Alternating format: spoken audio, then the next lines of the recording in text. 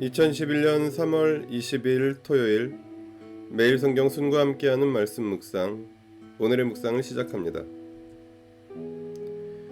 본문은 누가복음 20장 1절부터 18절입니다. 예수께서 어느 날 성전에서 백성을 가르치시며 기쁜 소식을 전하고 계실 때에 대제사장들과 율법학자들이 장로들과 함께 예수께 와서 말하였다. 당신은 무슨 권한으로 이런 일을 합니까? 누가 이런 권한을 당신에게 주었습니까? 어디 우리에게 말해 보십시오. 예수께서 그들에게 대답하셨다. 나도 너희에게 한 가지 물어보겠으니 나에게 대답해 보아라. 요한의 세례가 하늘에서 난 것이냐 사람에게서 난 것이냐? 그들은 자기들끼리 의논하면서 말하였다. 하늘에서 났다고 말하면 어찌하여 그를 믿지 않았느냐고 할 것이요, 사람에게서 났다고 말하면 온 백성이 요한을 예언자로 믿고 있으니 그들이 우리를 돌로 칠 것이다. 그래서 그들은 요한의 세례가 어디에서 났는지를 모른다고 대답하였다. 예수께서 그들에게 말씀하셨다. 나도 무슨 권한으로 이런 일을 하는지를 너희에게 말하지 않겠다. 예수께서 백성에게 이 비유를 말씀하셨다. 어떤 사람이 포도원을 만들어 농부들에게 쇠로 주고 오랫동안 멀리 떠나 있었다. 포도를 거둘 때가 되어서 포도원 주인은 포도원 소출 가운데서 얼마를 소장료로 받아오게 하려고 종 하나를 농부들에게 보냈다. 그런데 농부들은 그 종을 때리고 빈손으로 돌려보냈다. 주인은 다른 종을 보냈다. 그랬더니 그들은 그 종도 때리고 모욕하고 빈손으로 돌려보냈다. 그래서 주인이 다시 세 번째 종을 보냈더니 그들은 이 종에게도 상처를 입혀서 내쫓았다. 그래서 포도원 주인은 말하였다. 어떻게 할까? 내 사랑하는 아들을 보내야겠다. 설마 그들이 내 아들이야 존중하겠지. 그러나 농부들은 그를 보고서 서로 의논하며 말하였다. 이 사람은 상속자다. 그를 죽여버리자. 그래서 유산이 우리 차지가 되게 하자. 그리하여 그들은 주인의 아들을 포도원 바깥으로 내쫓아서 죽였다. 그러니 포도원 주인이 그들을 어떻게 하겠느냐? 주인은 와서 그들을 죽이고 포도원을 다른 사람들에게 줄 것이다. 사람들이 이 말씀을 듣고서 말하였다. 그런 일이 없기를 바랍니다.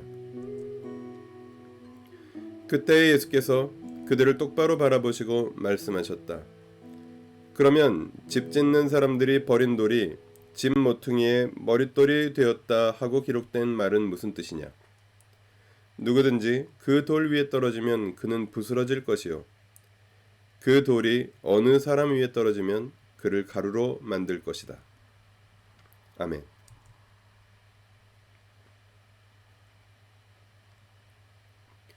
(1절부터 8절은) 종교 기득권층의 공격으로 성전에서 권한 논쟁이 일어난 이야기입니다. 예수님은 성전에서 백성에게 복음을 전하고 계셨습니다. 그런데 여기에 대제사장, 율법학자, 장로들이 나타나 예수님의 권한을 물었습니다.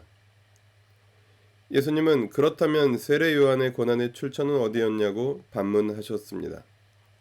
그들은 여론이 두려워 모른다고 했고 예수님도 자신의 권한의 출처를 밝히지 않으셨습니다. 9절부터 16절은 종들에게 상처를 입히고 주인의 아들을 죽인 포도원 농부들 비유입니다.